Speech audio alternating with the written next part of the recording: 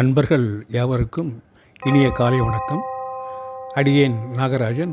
இன்று அபிராமி அந்தாதியின் 76வது பாடலுக்கு விளக்கம் கூற வந்திருக்கிறேன்.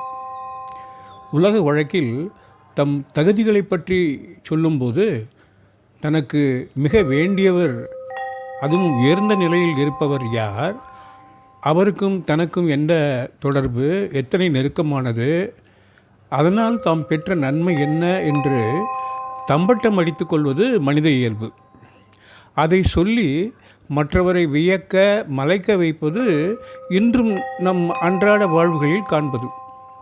அதாவது மிக உயர்ந்தவரையே தம்பால் இறுக்கி வைத்திருப்பவர் தமக்கு வேண்டியவர் என்றால் எப்படி இருக்குமோ, அதை கேட்பவருக்கு ஒரு பயமோ ஒரு மலைப்போ வருமல்லவா.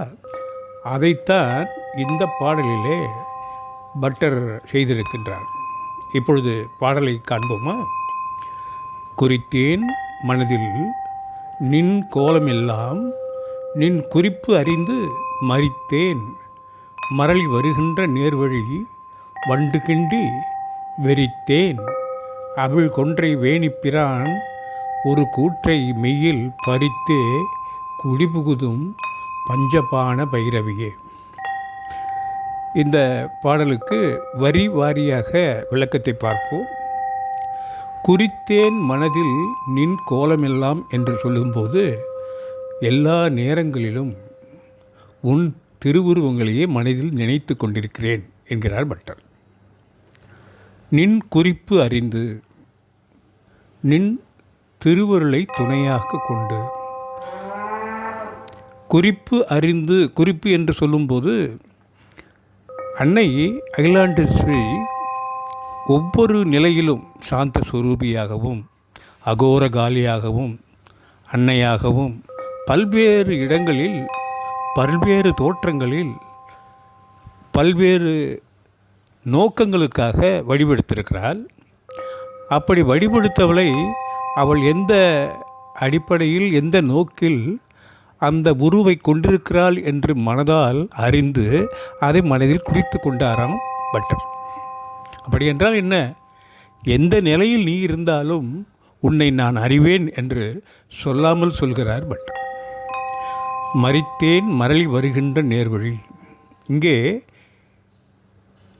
யமளி என்பது, மரளி என்பது யமன் வரும் நேரம். யமனை பற்றி குறிக்கும்போது மரளி என்று சொல்வார்கள். யமன் வரும் வழியினை அடைத்து விட்டேன், இனி எனக்கு மரணமில்லை என்று சொல்கிறார் பட்டர். வண்டு கிண்டி வெறித்தேன் அவிழ்கொன்றை வேணிப்பிரான். வண்டுகளால் துளைக்கப்பட்டு வெறியூட்டும் தேன் சொட்டுகின்ற கொன்றை பூக்களை சூடிய திருமுடியை உடைய சிவபெருமானின். இங்கே வண்டு கிண்டி என்று சொல்லும்போது சாதாரணமாகவே மலரில் தேன் இருக்கும். ஆனால் இந்த வண்டுகள் மிக நுண்மையாக மிக புத்தம் புது மலர்களை கண்டவுடன் அவைகள் அந்த மகரந்தங்களை கிண்டி விடுமாம். அப்படி கிண்டி விடும்போது தேன் மிகவும் பெருக்கெடுக்குமாம். அதைத்தான் இங்கே சொல்கிறார் வண்டு கிண்டி. அதாவது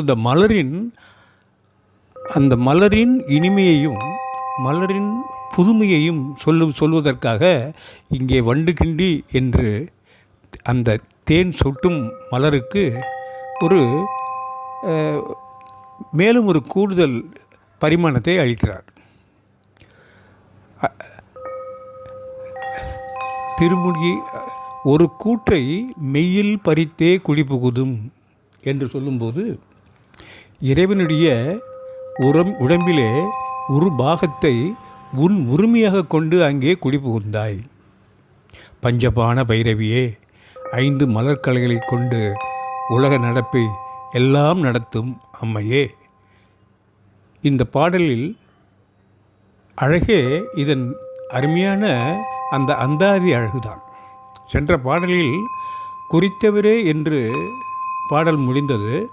இந்த பாடலிலே குறித்தேன் என்று ஆரம்பித்தார். இதே பாடலில் பைரவியே என்று முடிக்கிறார். எனவே அடுத்த பாடல் பைரவி என்று தொடங்கும். இப்படி அழகான அந்தாதி தொடை அழகு அமைந்த இந்த பாடல், இது போன்ற அத்தனை பாடல்களுமே மிகவும் சிறப்பானவை. இதற்கு அடுத்தபடியாக எதுகை சுவையை பொறுத்தவரை குறித்தேன், மறித்தேன், வெறித்தேன், பறித்தே என்று சொல்கிறார். இது எவ்வளோ அழகாக அமைந்திருக்கிறது பாருங்கள். அதே போன்று மோடை சுவைகளும் பார்த்தீங்கன்றால் குறித்தேன் கோலம், குறிப்பு, பறித்தேன், மறித்தேன் மரளி, வெறித்தேன் வேடிபிரான், பறித்தே பஞ்ச பான பைரவியே என்று இப்படி மோடி சுவையும் அழகாக அமைந்திருக்கிறது. நிறைய கவிதைகள் இந்த எதுகை மோனை சுவைக்காகவே எழுதப்பட்டு அதன் பொருளை கொண்டு வராமல் மங்கிவிடும். ஆனால் இந்த பாடலிலோ எதுகை மோனை சுவைகளையும் அந்தாதி அழகையும் கூட்டி இந்த பாடல் மிகவும் அருமையாக பாடுவதற்கு இனிமையாக அமைத்திருக்கிறார் பட்டர்.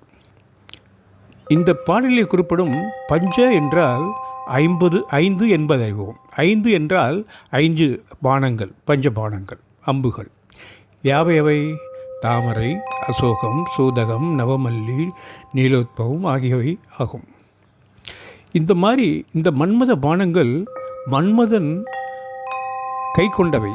ஆனால் மன்மதன் உருவமற்ற முறையில் அவன் அழிந்த அதாவது அவன் சிவனால் எரிக்கப்பட்ட பிறகு இந்த பானங்கள் எல்லாம் அன்னை கைக்குள் அடங்கியவான்.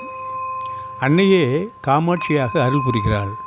அதாவது காமனை வென்றவளாகவும் அவளே அமைந்திருக்கிறாள் என்று சொல்ல வருகிறார். இந்த அன்னை அபிராமியே உனது வெவ்வேறு வடிவங்களை, திருவுருவங்கள் அனைத்தையும் என் மனதில் குறித்து கொண்டேன் என்று பட்டர் தான் மனதில் ஸ்கேன் செய்து பதித்து வைத்து கொண்டேன் என்பது போல் அமைந்திருக்கிறது. அதாவது தேர்வில் அதிக மதிப்பெண்கள் பெற நாம் தயார் செய்யும்போது பதிலை உருவ வடிவில் ஊறப்போட்டு மனதில் நிலைநிறுத்துவது போல தம் ஆன்மாவுக்கு இன்றியமையாத தேவை எது என்பதை மனதில் பதிந்து கொண்டேன் என்று சொல்ல வருகிறார்.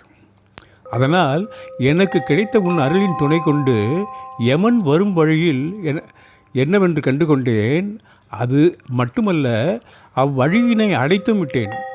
எப்படி யமன் வரும் வழி என்னை மரண பயத்தால் இறந்த பின் யமன் செய்ய முடியா வண்ணம், அதாவது மனதில் பயம் இருந்தால்தான் யமன் வரும் வழி நேர் வழியாக இருக்கும். ஆனால் அந்த பயமே அடைந்து போகும்படி அன்னையை உள்ளே நிறுத்திவிட்டேன். எனவே எனக்கு யம பயம் இல்லை, அதனால் யமனை மறித்து விட்டேன் என்று உறுதியாக சொல்கிறார். வண்டுகள் மொய்க்கும் தேன் நிரம்பிய இனிய கொன்றை மலர்களை மாலையாக அணிந்த சிவபெருமானின் உடல் ஒரு பகுதியை கூறாக கொண்ட அன்னையே என்று சொல்லும்போது அன்னையின் வல்லபத்தை பற்றி கூறுகிறார். இதே போன்று பல்வேறு பாடல்களில் அன்னையின் அபிராமி அந்தாதியின் புகழை பாடுவோம். நன்றி. மீண்டும் நாளை இன்னொரு பாடலில்